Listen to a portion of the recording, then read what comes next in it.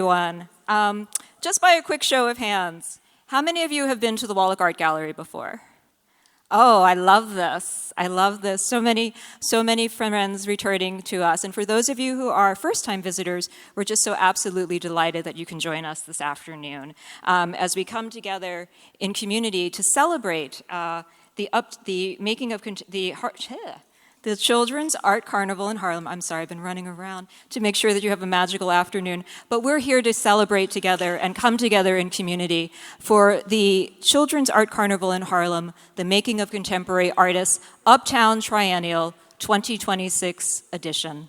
My name is Jennifer Mock, and I am the Head of Education and Public Programs for the Wallach Art Gallery, and I'm absolutely thrilled that you're able to join us. This is one of a series of public programs and workshops that we're going to be offering during the run of the exhibition that really both provides additional context about the show, but what is equally important, offers opportunities and ways in which you can engage with your own creativity.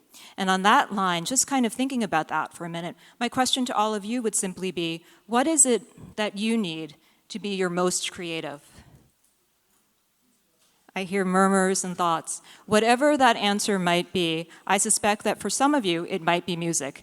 And if indeed that is the case, then you are really in terrific company this afternoon, because Art, Jazz, and Reflections, the Children's Art Carnival, is a program that is going to bring together in dialogue artists from the exhibition and also jazz. And so without further ado, what I'd like to do now is introduce the curator for the Children's Art Carnival in Harlem exhibition, my great colleague and collaborator, the one and only Souleo.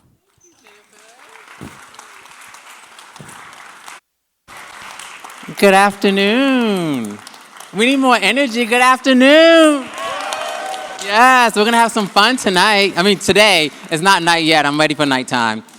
Before we get started, I just want to give you a little bit of context. So the Carnival in Harlem was an outgrowth of MoMA's annual event-based art education series founded by the founding education director, Victor D'Amico.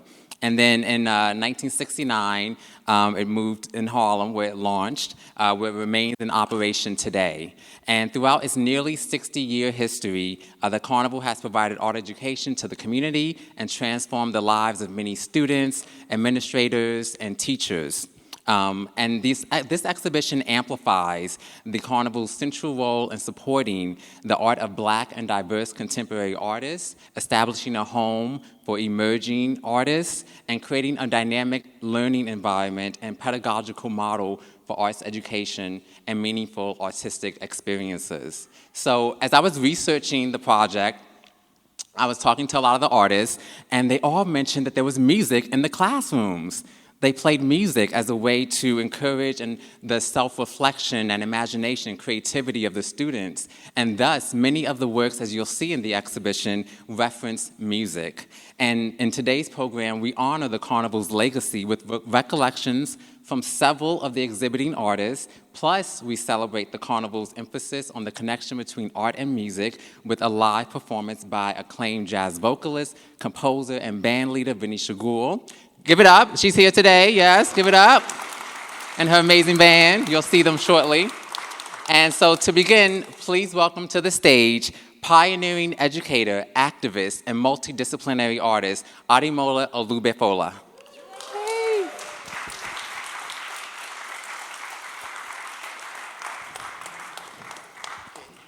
How are you, sir? I'm doing fine. Good. Let me just get my clips together. Okay.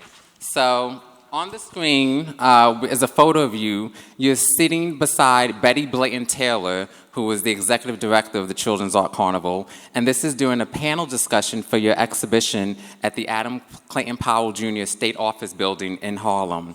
This was 1976. At the tail end of the Black Arts Movement, you were an activist within that movement as a founding member of the Weusi Artists Collective, whose members also included fellow exhibiting artists Dindga McCannon, who you'll hear from later today, and Emmett Wigglesworth. When you look at this photo, Ademola, and you see Betty next to you, what reflections do you have about how her cultural activism through the Carnival spoke to the ethos of the Black Arts Movement? Well, firstly, I want to identify the moderator, who was a great friend of Betty. Her name is Velma Banks. She was one of the founding members of the Association of Black Social Workers. One of the focuses of that organization was the whole sociological dilemma that many of the children had to face because of the policies and the philosophy of social work at that point. So Betty was a great friend, and in this particular photo, we were dealing with one of the raging issues of that period, and that was, where does black art stand in the scheme of American culture, essentially? So, Betty was in the middle of that stuff. She was very, very active in all of the community things that were happening all around.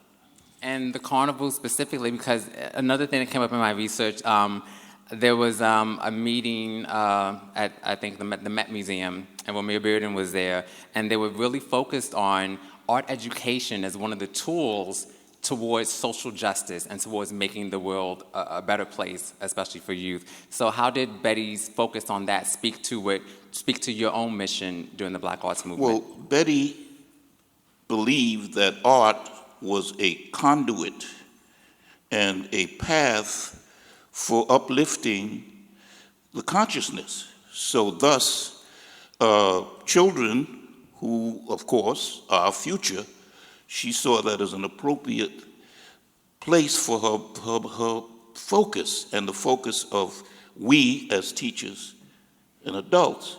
So, she was right in the middle of so much of that. And the Children's Art Carnival was unique in the sense that you brought children in not only just to do art, but in that process that they would learn self-esteem, they would learn history, and, of course, music was always a part of that. Me being a former musician, was particularly attracted to that. Yeah, and we're going to get into some of that. So on the screen is a photo of a classroom at the carnival. And as you mentioned, music was often used as part of the art education experience. How did your background as a jazz bassist shape your approach to art education at the carnival? Sometimes we'd be in a groove. And as I'm playing, I used to see, when I hit certain notes, colors. That got me on a mission to try and create work, create art that reflected the whole musical idiom. So naturally, that should be part of any teaching environment that would act as a stimulant to these children. And at the same time, we were also educating them to hear music that they may not normally have heard, as young children. So the whole jazz idiom, we played a lot of jazz at that point, was very good in terms of a teaching and eye-opening experience for these kids. And on the screen is one of your works in the show. This is Round About Midnight for Thelonious Monk. How did your experience at the carnival impact this work? Actually, the basis of this, which is one of three pieces that you'll see when you visit the exhibit downstairs, it's a musical series highlighting Miles Davis and Gil Evans, Miles Davis and Paul Chambers, who was my first inspiration to play music, and Thelonious Monk, which is the title of this piece. The idea that music can be visual sound was something that children could understand. Children are amazing. I have a number of them, so I'm a witness. And the whole idea of music as a stimulus, music as an inspiration, music as a teaching tool for enlightenment was, just a natural thing to happen at the carnival. Betty was about that. She was about opening up new doors, new venues, new ideas were prevalent. That was the whole nature of the Children's Art Carnival: innovation, opening eyes, and moving people to a higher place, children especially. Thank you so much, Ademola. And now, please welcome Vanisha.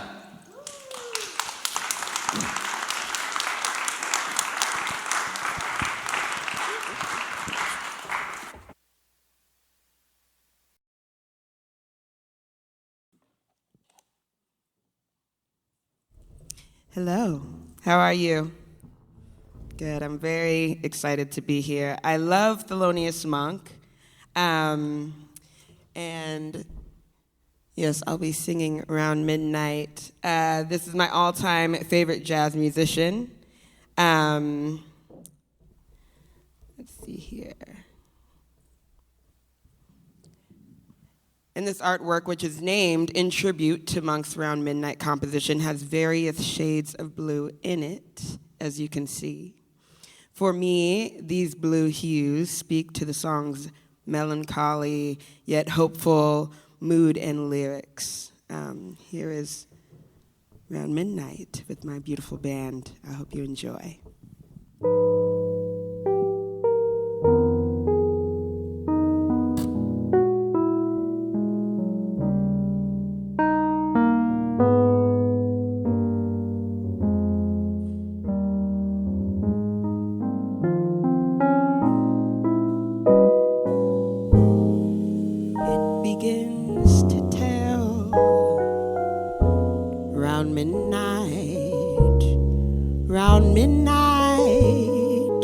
I do pretty well till after sundown.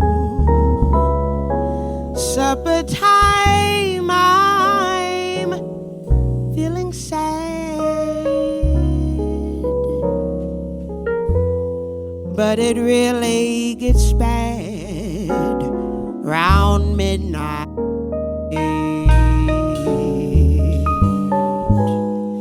Memories always start around midnight. Midnight, haven't got the heart to stand those memories till my heart is safe with you. Old midnight knows it too. When a quarrel we had needs mending, does that mean that our love is ending? Oh, my darling, I need you. Lately, I find you're out of my heart, and I'm out of my mind. Oh, let our love take wing.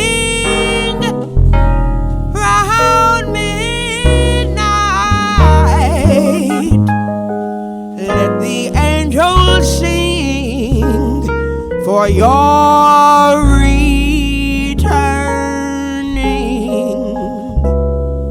till my heart is safe with you.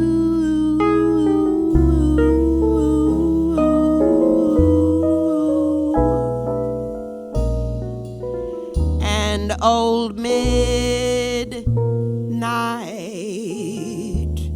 knows it.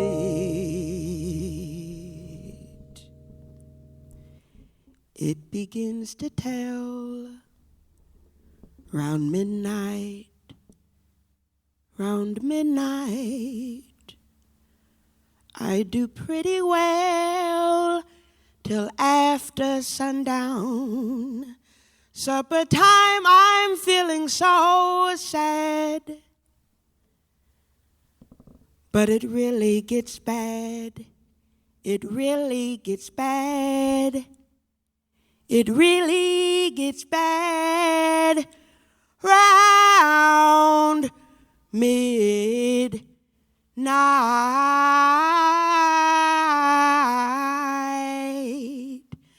round midnight, round midnight.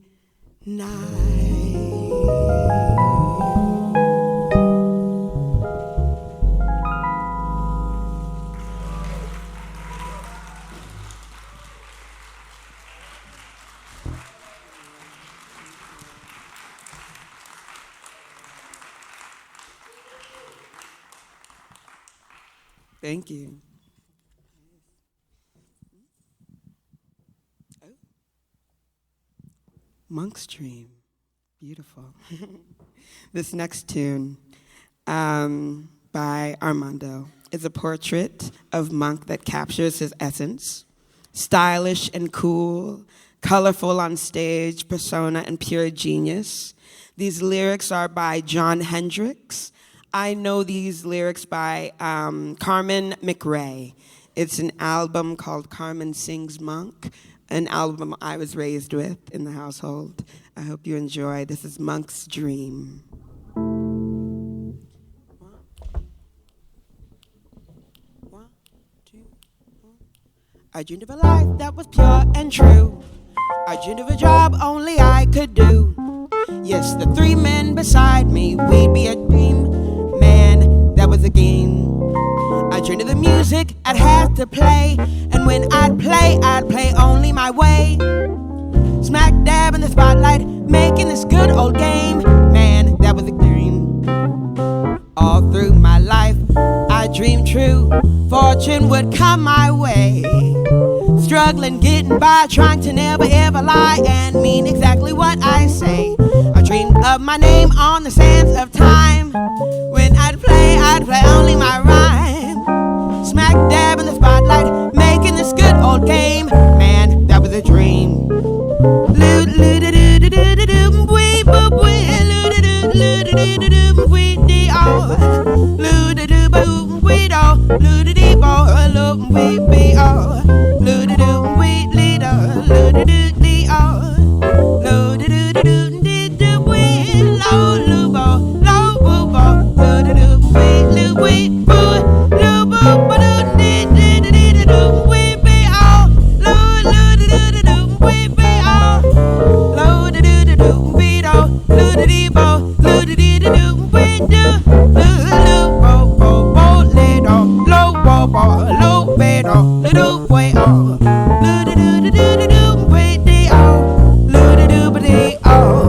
I dreamed of a life that was pure and true.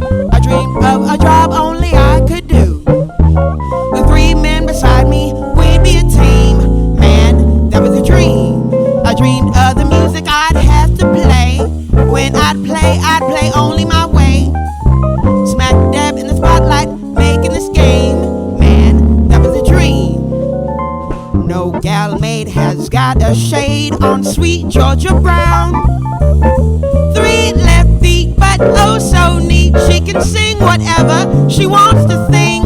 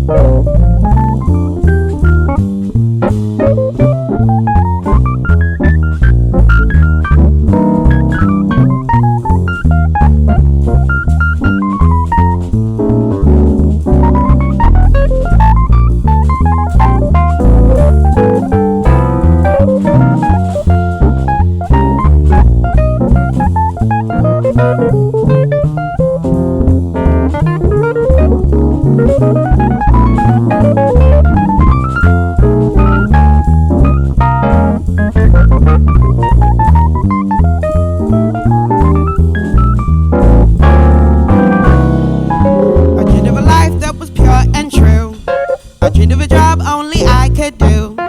Yes, the three men beside me, we'd be a team. Man, that was a dream. I dreamed of the music I'd have to play, and when I'd sing, I'd swing only my way. Smack dab in the spotlight, making this game. Man, that was a dream. All through my life, I dreamed true. Fortune would come my way. Struggling, getting by, trying to never, ever, ever lie and mean exactly what I say. I dreamed of my name on the sands of time. When I'd play only my rhyme. Smack dab in the spotlight, making this game. Man, that was a dream. Man, that was a dream. Man, that was a dream.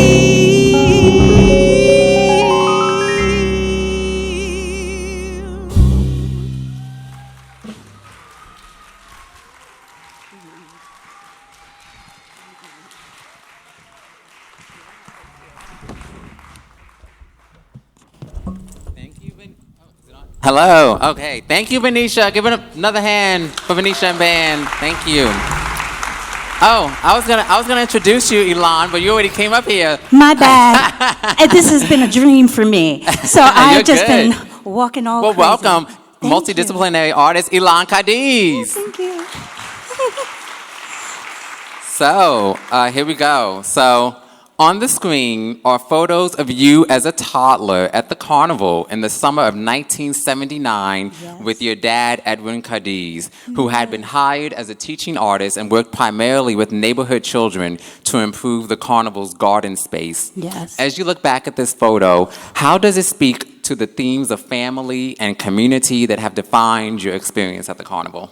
Well, this question was very easy, and I created a formula for everybody. So this is the formula to this answer. So access plus social capital plus consistent commitment times money equals effective and dynamic enrichment. That's what I've learned. Times money, times how much Times money? money. Times 100. Yes, we need all the Yes. money. And I just love this photo of you and your dad here at the carnival because, when I was interviewing a lot of the artists, it was a place of familial bonds as well. The artists, Dionis Ortiz and Jose Ortiz, they were brothers who went to the carnival. Shabalala herself, her older siblings went to the carnival before her. So do you talk about this experience with your dad, and does he have any reflections on it as well? Well, the funny story about that is that I did not know about this until I was asked by Dionis to have a solo exhibition in the space. And I decided I wanted to have a show with my parents because they're both artists and educators in their own right. And it's been a legacy in our family. So from that experience of having a collaborative exhibition with them is when this photo came to light. And he's like, yeah, you were there when you were a baby. Oh, thank you, Dad, for telling me this late in life. But from there on, I kind of had a better understanding of why I am who I am.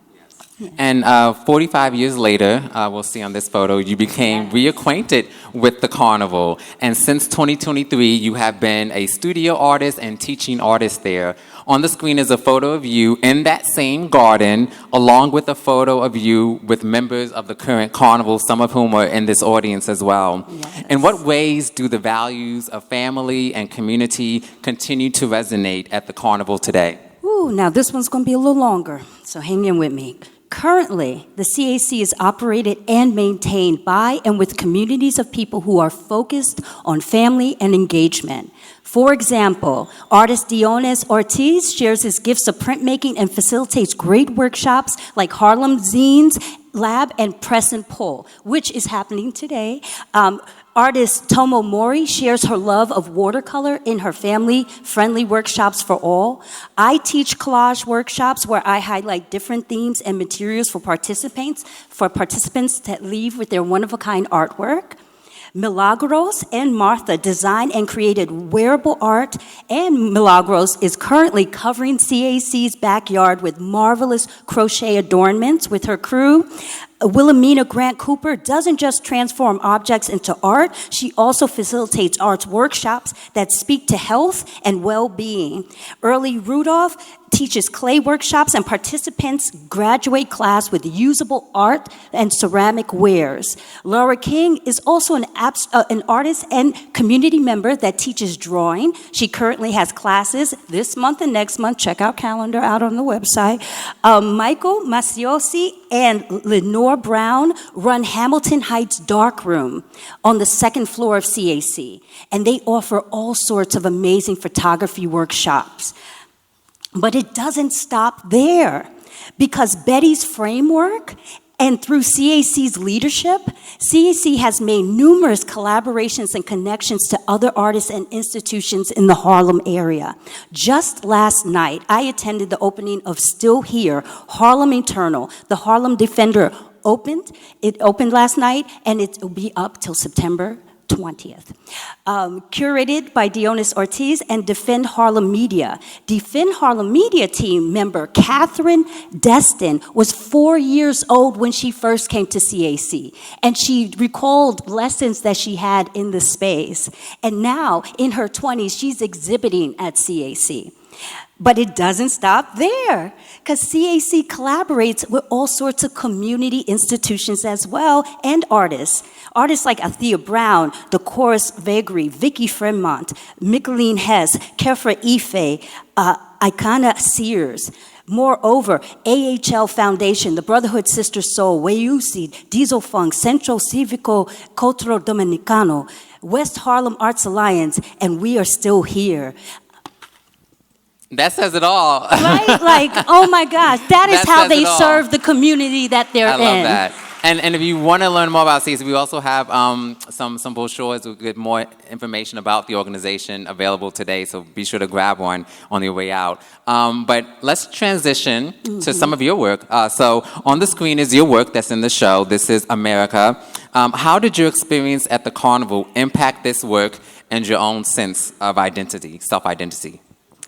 I believe that I wrote something out that made me think about my experience at CAC and how, even though I wasn't someone who was consistently taking classes there, I was affected by the framework that Betty had put in place, the thinking and leadership she had. And it makes me think art is not exclusive to museums, galleries, or collections.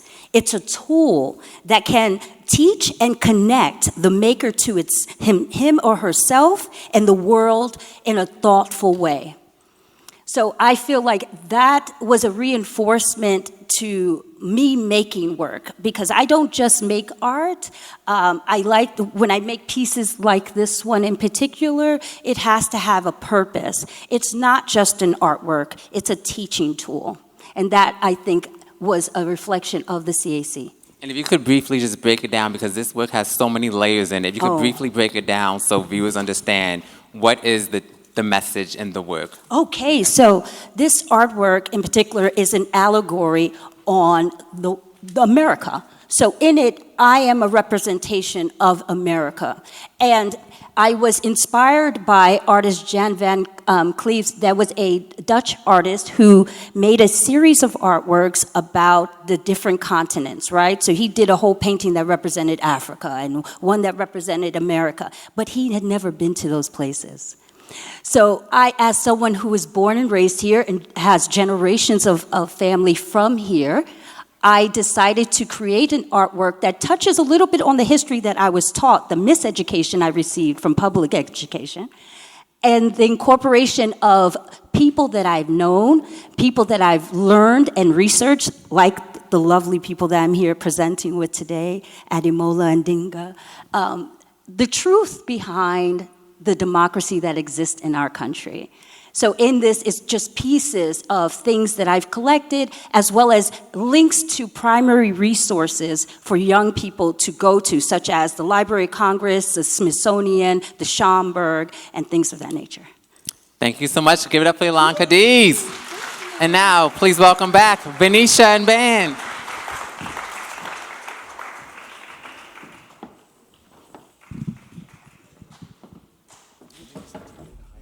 Oh, this is fine. Yeah. When I look at Élan's work, America, I am reminded of how this country's history of colonialism and enslavement forces us to constantly dance between assimilation, marginalization, and liberation. And her work reminds me of my song, New Dance.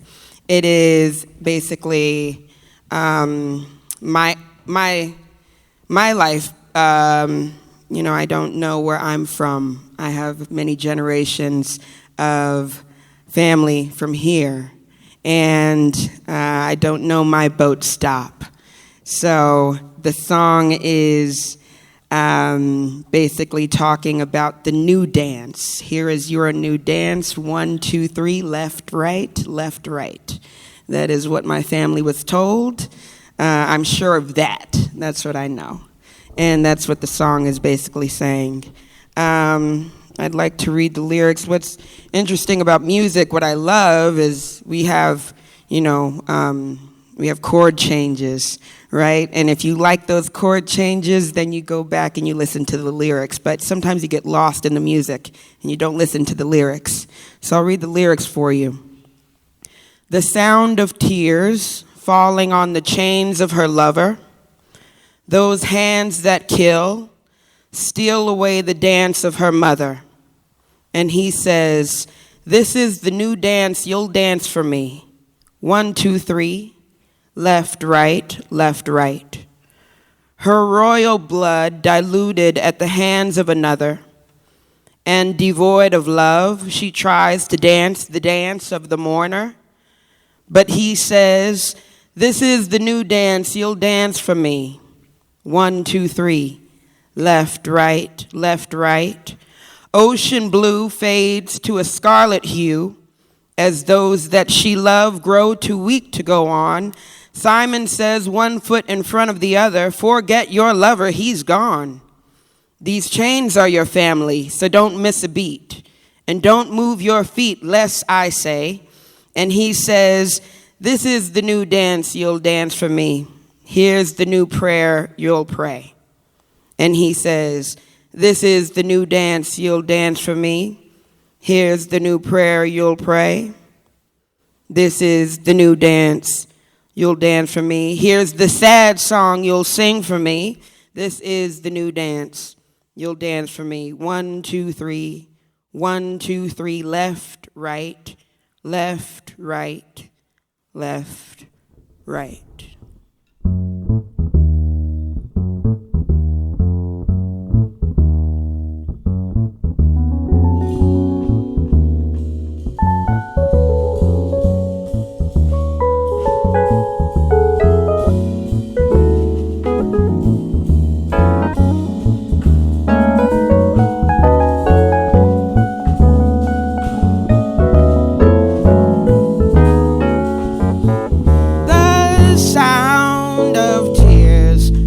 On the chains of her lover, those hands that kill steal away the dance of her mother.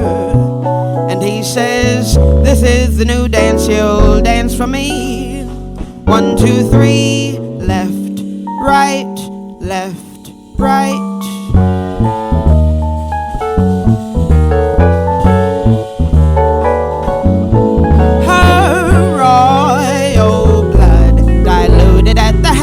Of another, and devoid of love, she tries to dance the dance of the mourner. But he says, this is the new dance, you'll dance for me. 1, 2, 3, left, right, left, right.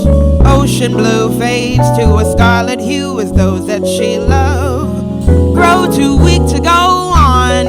Simon says, 1 foot in front of the other, forget your lover, he's gone. These chains are your family, so don't miss a beat, and don't move your feet lest I say. And he says, this is the new dance, you'll dance for me. Here's the new prayer, you'll pray.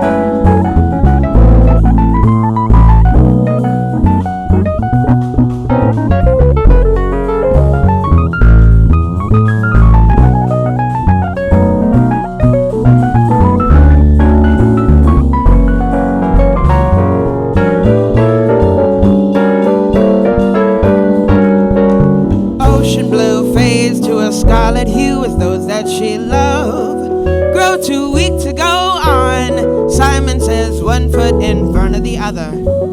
Forget your lover, he's gone. These chains are your family, so don't miss a beat.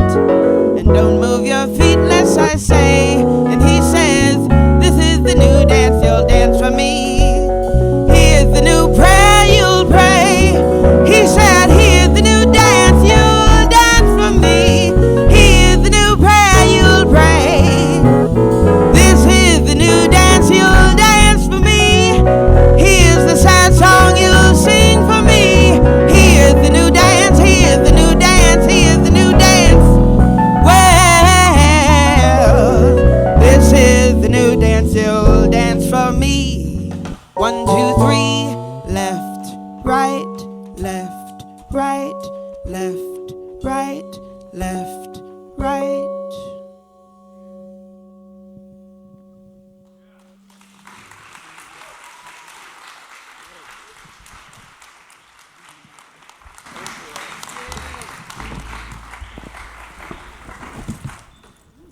Okay, you ready for some more? We got some more. Our final artist. Please welcome to the stage pioneering artist and cultural activist, Dindga McCannon.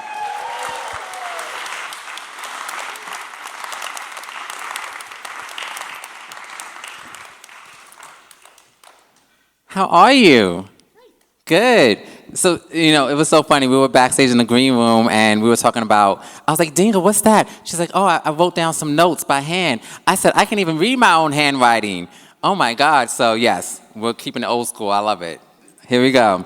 So, on the screen is a photo of you dated 1971. Doesn't she look beautiful? It is several years after you first met Betty Blayton Taylor as a teenager when you took a mosaics class at Harlem Youth Opportunities Unlimited, which was an anti-poverty organization.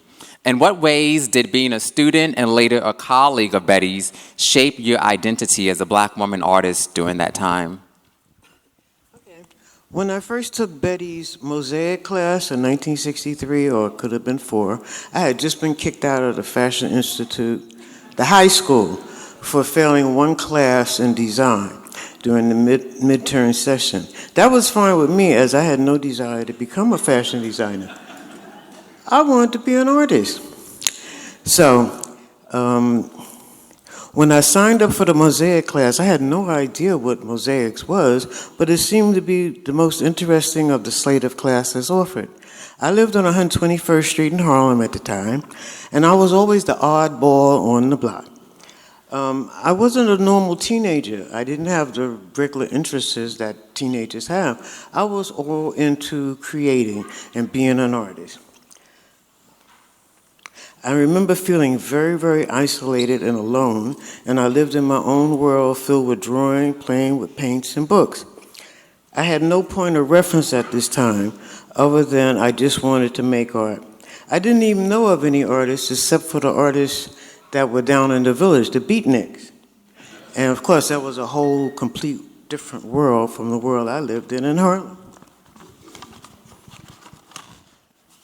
Meeting Betty and discovering that she was a real artist right there in Harlem was a game changer. She was African American, lived in Harlem, and a woman. I had finally found someone like me, and I began to feel like this dream that I had of being an artist was actually possible. Because of her involvement in the early days of the Studio Museum, I believe that Betty recommended me for my first real art job, a program called Studio in the Street, for the summer of '71. That was a program where 6 of us brought our studios into the Studio Museum, which at that time was on 126th Street and Madison Avenue, or Fifth Avenue. We worked on our individual spaces. It was a continuation of what we did in the studio, and we finally decided to go out into the community and do murals. We did 2 murals. One was on 126th Street, right across from Adam Clayton Powell Jr. Boulevard building. This is building. And the other was on 128th Street and Madison Avenue. I was the only woman in the group, and there was 6 of us. And that was the first time I began to ask, so where's the other women? And nobody really had any answer for that. So my second wall, what I did was I had discovered Faith Ringo, who was very outspoken and very vehement about women in the arts. So my second mural was called Wall of Women, dedicated to Faith Ringo. I love that. And I want to transition to one of the pieces in the show. So this is Blues Queens, and prior to creating elaborate works such as this, you taught collage and printmaking at the Carnival. So how did teaching at the Carnival eventually inspire you to become more experimental in your fiber work? I think in general, I'm one of those artists who's always trying different stuff, and then to keep the children interested and engaged, instead of just doing printmaking, I would have us do printmaking and make little books out of it. I would do collage, not only with paper, but with found items that they got from home and all that, and that seemed to keep the kids more engaged. And so it kind of spread into my own work. The first children's books I did were prints. And then I kept going on and on and on.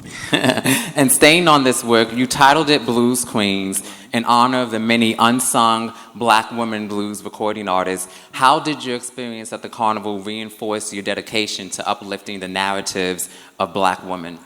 What happened was, at the Carnival at that time, we were a community of artists, sort of loosely, but we were also going through what I consider the second Harlem Renaissance. There were dancers, artists, painters, writers, theater people. All these art forms came together and really existed nicely in Harlem. And so I began to look at other fields where there was an absence of women being recognized for what they did. The first field I found was jazz. So I did a whole series on women in jazz. And then I studied a lot about the groups that were active in the 20s and to the 40s. And the next hop was right over to blues artists.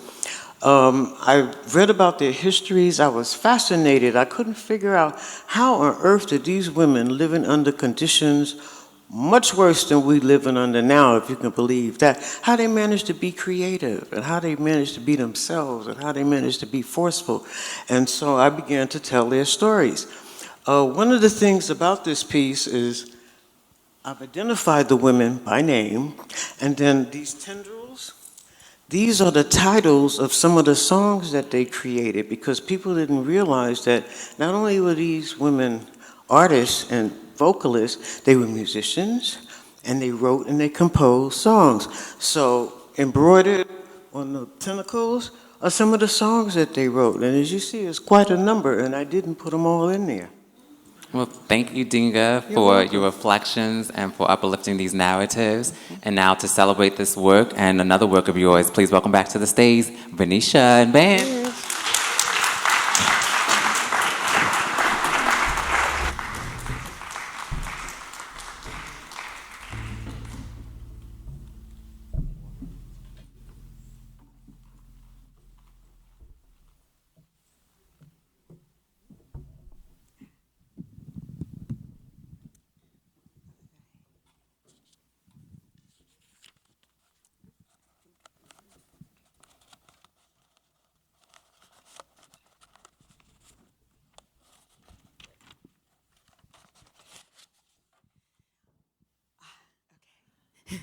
When I look at Dindga's work, Blues Queens, I am reminded of those courageous blues women who challenged racism, gender norms, and refused to be demure. So I'm going to do one of my tunes. It's called Demure. 1, 2. Be meek, be kind, demure, be easy to find. Shrink and talk very little, do not be too brittle. Be the art of a common design. Yes, hush, don't talk too much. Be sweet, and when they tell you you're not being wise, curtsy and smile. Apologize, be meek, be kind, demure, be easy to find. Shrink and talk very little, do not be too brittle. Be the art of a common design. Yes, hush, don't talk too much. Be sweet, and when they tell you you're not being wise, curtsy and smile, apologize.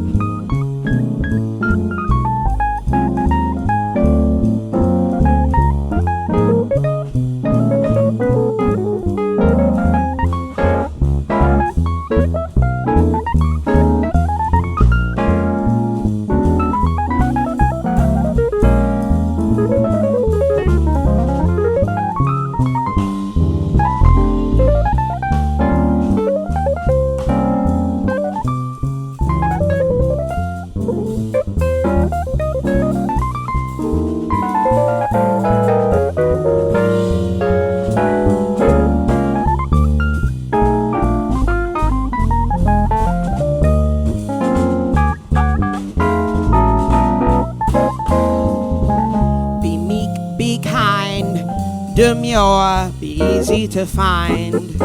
Shrink and talk very little, do not be too brittle. Be the art of a common design. Yes, hush, don't talk too much. Be sweet, and when they tell you you're not being wise, curtsy and smile, apologize. Be meek, be kind, demure, be easy to find. Shrink and talk very little, do not be too brittle. Be the art of a common design.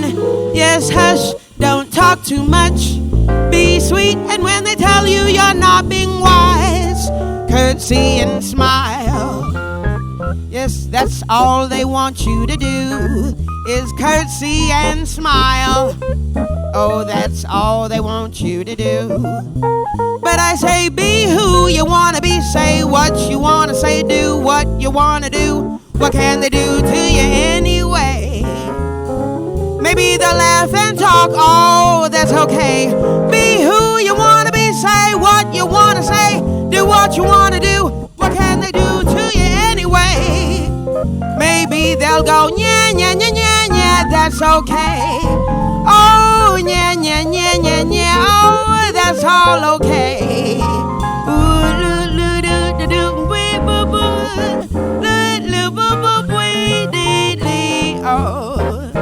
yes, it's all okay. Ooh, it's all okay. It's all okay. Yes, be who you wanna be. Say what you wanna say. Do what you wanna do. What can they do to you anyway? Laugh and talk and make fun of you. I say that's okay. Oh, that's okay. 'Cause all they want you to do is curtsy and smile. 'Cause all they want you to do is curtsy and smile. Apologize.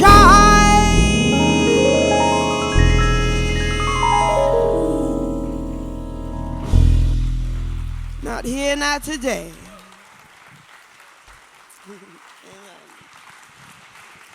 My sweet kitty. My sweet. So many of the blues queens highlighted in this work had sexually liberating songs which were groundbreaking at the time. I'm inspired by that legacy, as you'll hear, on this next song, which is also my new single. It came out yesterday.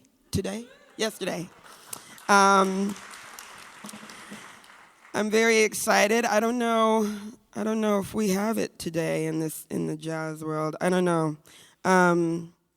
But I feel like the new Cardi B, Nicki Minaj of the jazz world. It's called My Sweet Kitty, so I hope you enjoy. But yeah, it puts me back in, I feel like, Bessie Smith and Ma Rainey had this vibe too, so, it's not too different. This is My Sweet Kitty. Hope you enjoy.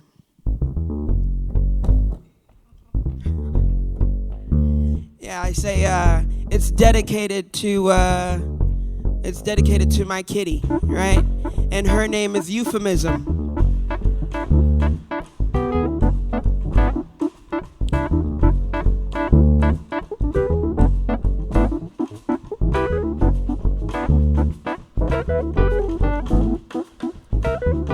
Meow, meow, meow, meow, meow, meow.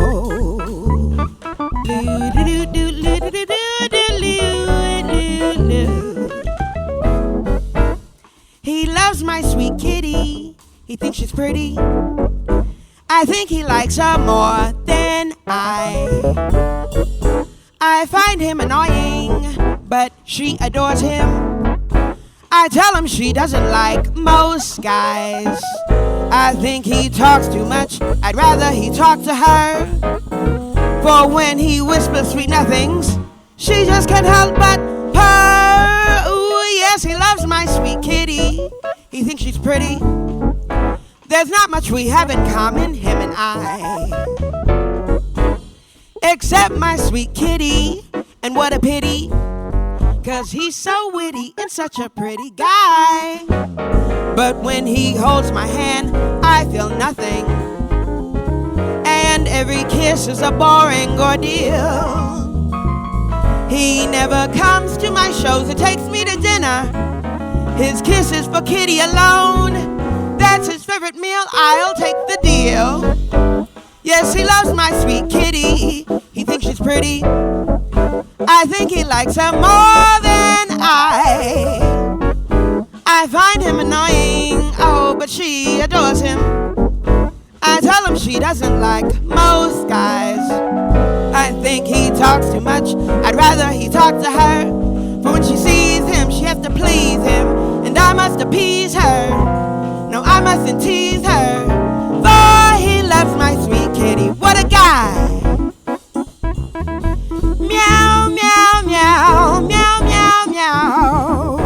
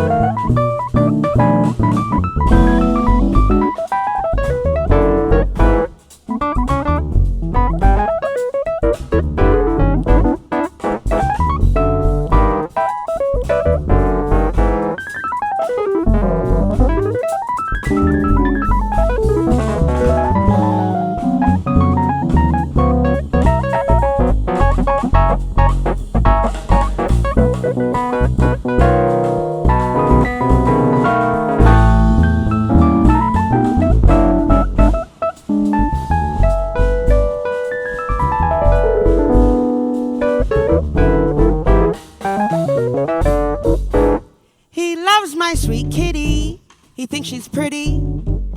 I think he likes her more than I find him annoying, but she adores him. I tell him she doesn't like most guys. I think he talks too much. I'd rather he talk to her. For when he whispers sweet nothings, she just can't help but purr. Ooh, yes, he loves my sweet kitty. He thinks she's pretty. There's not much we have in common, him and I, except my sweet kitty. And what a pity, 'cause he's so witty and such a pretty guy. But when he holds my hand, I feel nothing, and every kiss is a boring ordeal. He never comes to my shows or takes me to dinner. His kisses for Kitty alone, that's his favorite meal. I'll take the deal. Yes, he loves my sweet kitty. He thinks she's pretty. I think he likes her more than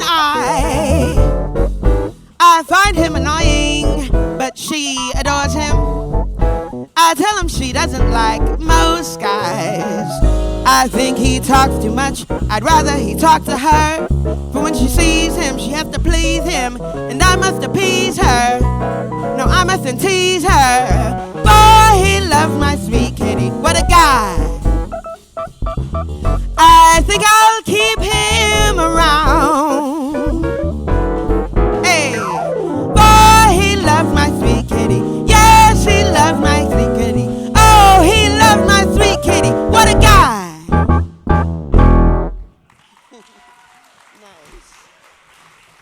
Good.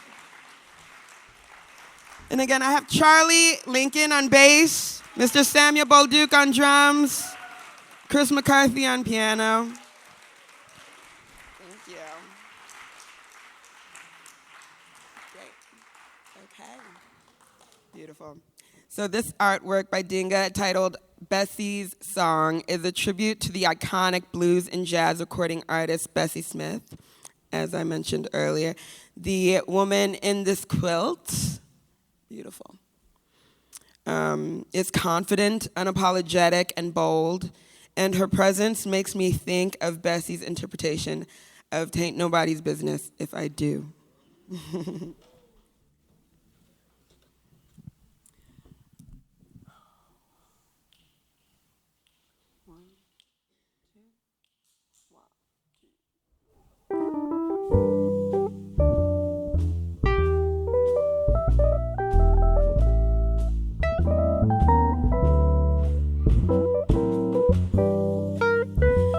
Ain't nothing I can do or nothing I can say that folks won't criticize.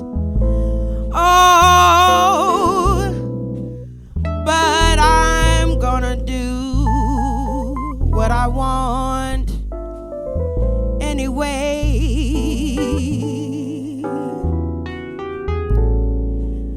Oh, that's what I say. If I should take a notion to jump in the ocean, oh yes, ain't nobody's business, ain't nobody's business if I do. And if I should go to church all day on Sunday, then go to the cabaret on Monday, yes, ain't nobody's business, ain't nobody's business if I do.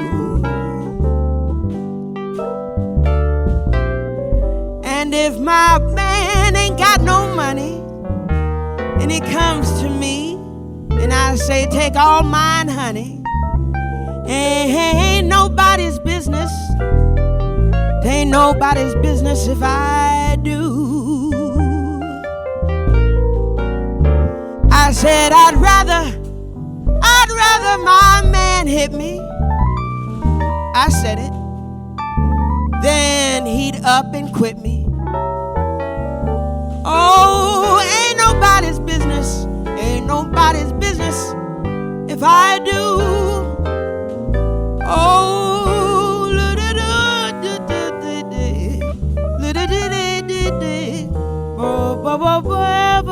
bo boy. Lo do do bo bo bo bo bo bo boy day oh bo bo boy day oh. Little day. Little do do do bo boy lady oh. Little do boy day do bo boy day oh. Li bo bo boy. Li do do do do lo bo boy day oh. Lo bo boy. Nobody's business. Ain't nobody's business if I do. Oh, I said if I go to church all day on Sunday, lift my hands and praise the Lord, and then on Monday, I'm at the cabaret all day. Ain't nobody's business. Ain't nobody's business if I do. I swear I ain't about to call no copper. I ain't about to call no copper on my good old Big Papa. Ain't nobody's business. Ain't nobody's business if I do. Boo boo boo loo bitty.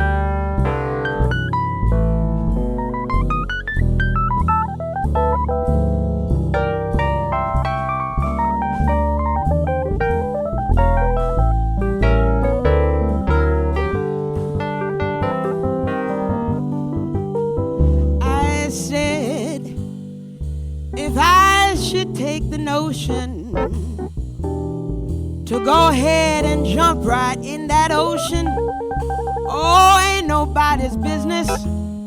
It ain't your business if I do. Oh, it ain't your business.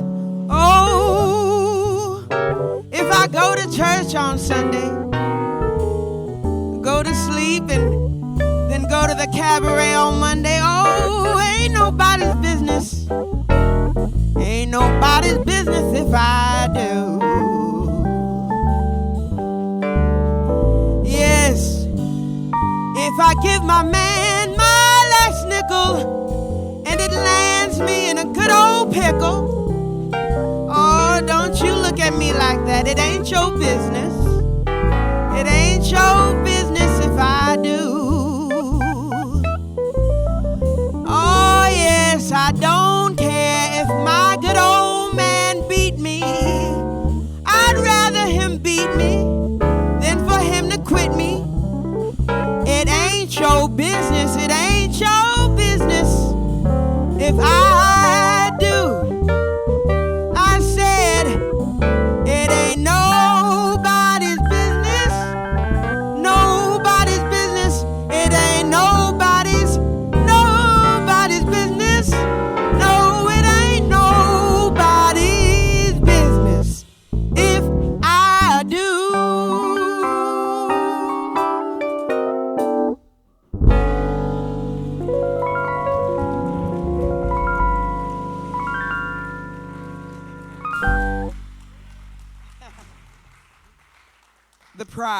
The pride, I love it. Nice.